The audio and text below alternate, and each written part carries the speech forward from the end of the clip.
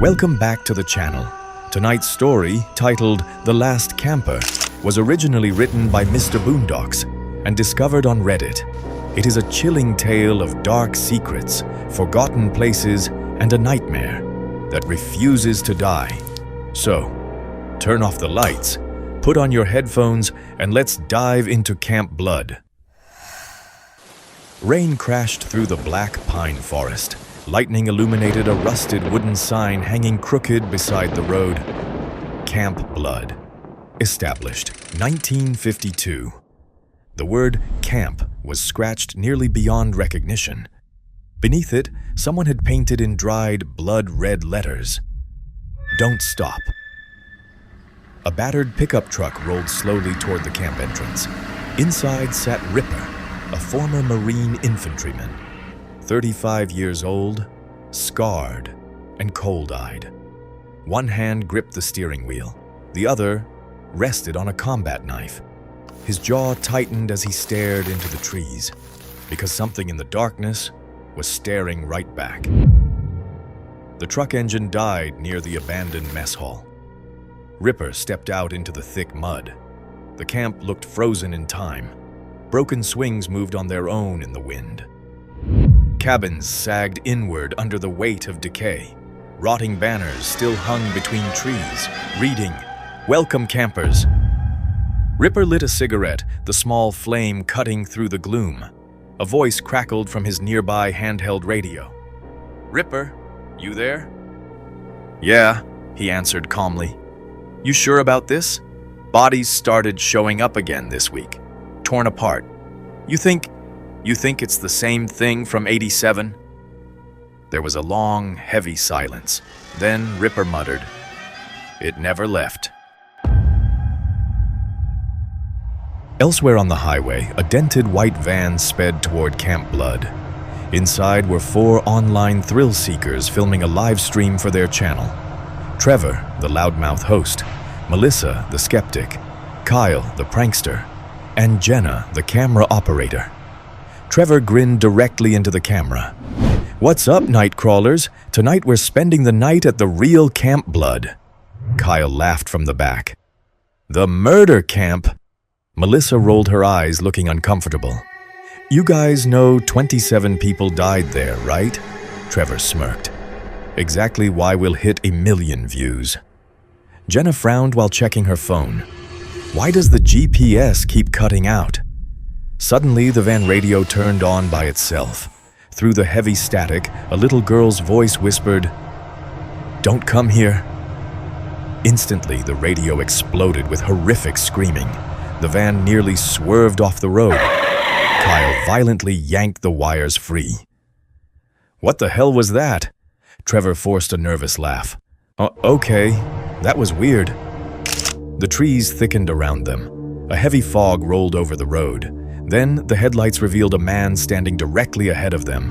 Ripper, still, silent, covered in rain.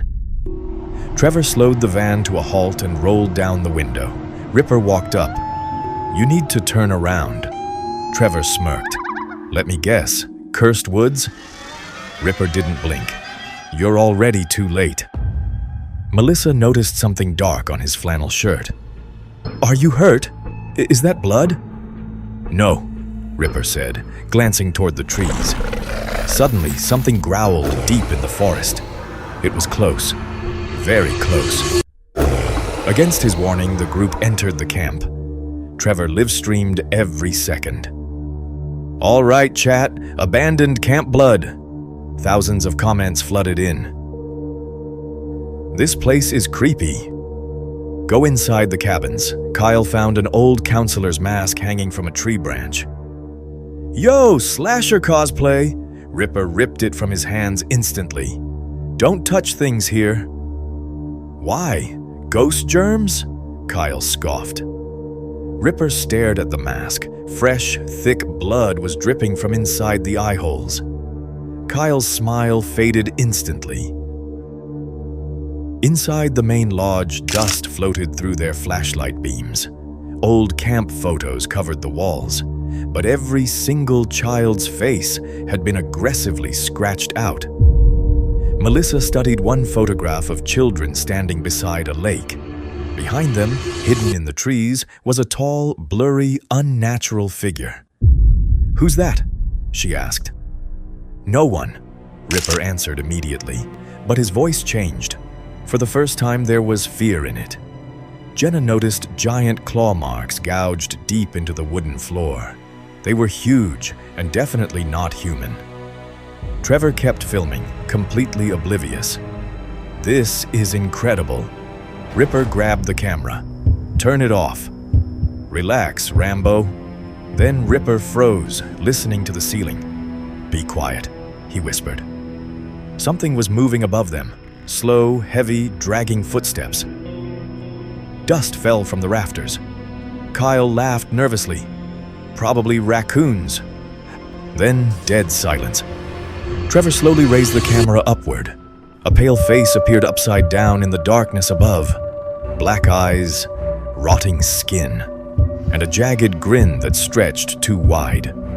Jenna screamed. The creature dropped straight onto Trevor, its limbs bent backward like a spider, bones popping as it moved.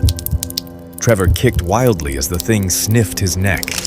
"Fresh meat," it whispered in a wet, clicking voice. Ripper moved instantly. He drove his combat knife deep into its neck. Black blood exploded across the room. The creature shrieked a deafening metallic cry, scrambled up the wall, and vanished into the darkness of the ceiling.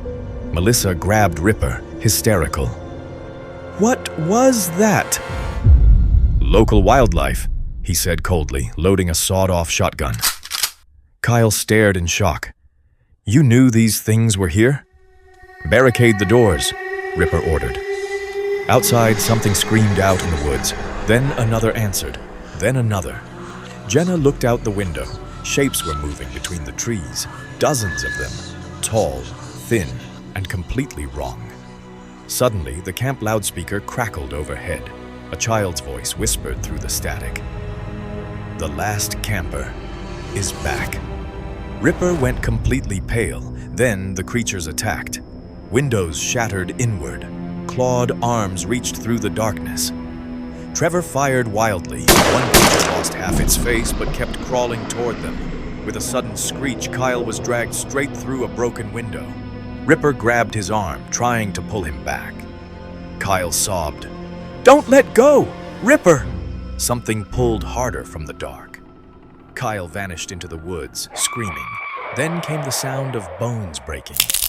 Then, silence. Melissa whispered, "Oh, God." Ripper slammed the heavy window shutter shut. He was bleeding badly from deep claw wounds on his arm. But as Melissa watched in horror, the wounds were already stitching themselves together, healing instantly. Melissa backed away, pointing her flashlight at him. You're one of them." Ripper quietly buttoned his flannel, hiding the marks.